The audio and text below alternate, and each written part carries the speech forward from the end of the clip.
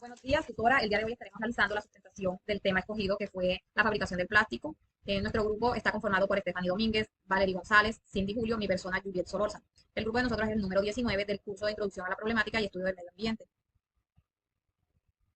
Bueno, según nuestra investigación, existen varios métodos de fabricación del plástico. La más utilizada es la que se da a través del procesamiento de los recursos naturales, como el petróleo, el gas natural y el carbón. A continuación definiré las etapas del proceso productivo de uno de los métodos de fabricación de plástico, que es a partir del petróleo. En la etapa 1 está la extracción del petróleo, que es donde se perfora el suelo para extraer este recurso. En la etapa 2 está la refinación del petróleo, que es donde ya se lleva el petróleo para dividirlo en grupos mediante destilación y así obtener la nafta. La nafta pasa por un proceso llamado craqueo eh, y se convierte en el monómero. En la etapa 4 está la polimerización, eh, que es donde el monómero, como el etileno, el propileno, se unen para generar una reacción química y así llegar a la polimerización. En la etapa 5 está la formación del plástico. Eh, los, eh, los polímeros se procesan en forma de gránulos y se transforman en el producto. Y está ya la etapa 6, que es el producto final, donde ya está listo el plástico y ya se le puede dar forma, ya sea en envases, en electrodomésticos. Bueno, mediante este proceso de fabricación del plástico se necesitan varios recursos. La mayoría de ellos son recursos naturales. Está el petróleo, que es la materia prima, el agua, que es utilizada en el proceso de refinación y en el proceso de polimerización, está la energía, que se utiliza para que las máquinas funcionen, está el suelo, que es donde se perfora para extraer el petróleo. También en este proceso se generan residuos, como gases contaminantes, aguas residuales, ya que estas eh, llevan químicos, los residuos sólidos, está el microplástico también, que son los desechos que hacen que se acumule en la naturaleza y se pueda generar, por decirlo así, mares de plástico o basurales a cielo abierto. También existen unas problemáticas asociadas a este proceso, como la contaminación del aire, eh, ya sea por cuando se extrae el petróleo que emite gases contaminantes y también contribuye al cambio climático. Está en la contaminación del agua, ya que si estas no se tratan, eh, podría verse afectado así la vida acuática o la salud humana.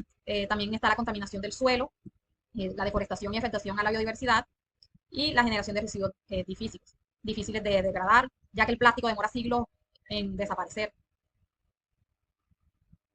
Le doy el paso a mi compañera para que siga con la temática. Buenas, mi nombre es Valery González y el día de hoy les voy a estar explicando cuáles son los recursos naturales que se ven afectados a la hora de la fabricación del plástico. Entre ellos podríamos destacar cuatro principales como los combustibles fósiles, el agua, el aire y biodiversidad y ecosistemas. Entre el principal contaminante tendríamos el petróleo y el gas natural. Estos generan pérdida de hábitats y biodiversidad, puesto que llevan a la deforestación, contaminan el suelo, el agua, el aire y generan gases de efecto invernadero. El agua y el aire siendo de los dos recursos naturales más afectados, puesto que el agua se utiliza a la hora de fabricar los plásticos y el aire se ve afectado a la hora de recibir todos aquellos residuos y emisiones gaseosas que emiten todas aquellas fábricas donde se producen los plásticos.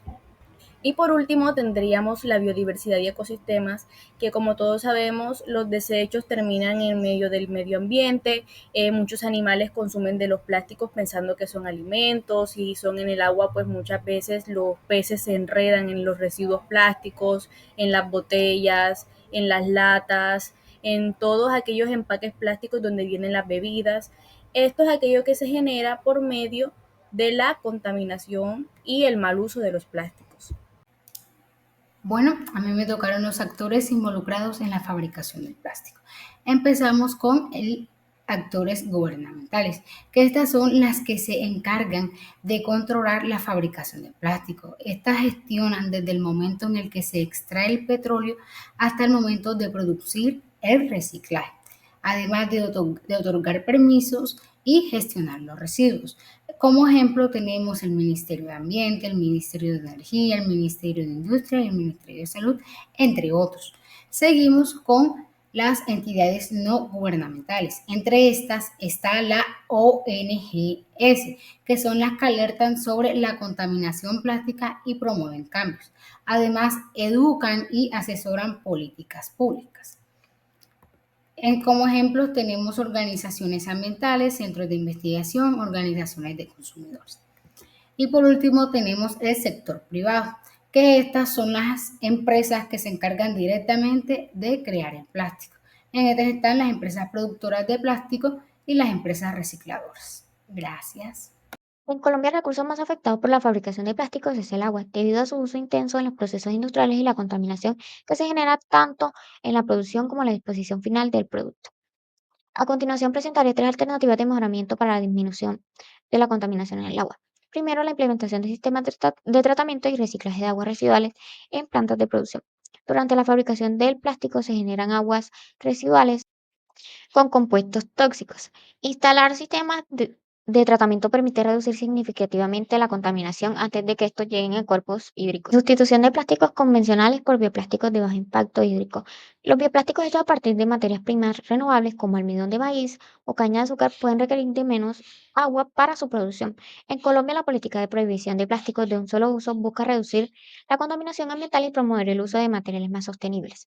Tercero, mejoramiento en la eficiencia de procesos de producción para renovar el uso de agua. Optimizar procesos como el enfriamiento y la limpieza de moldes mediante tecnologías de circuitos cerrados o sistemas de enfriamiento seco pueden reducir considerablemente el consumo del agua. Esto no solo protege el recurso, sino que también mejora la eficiencia económica de la planta.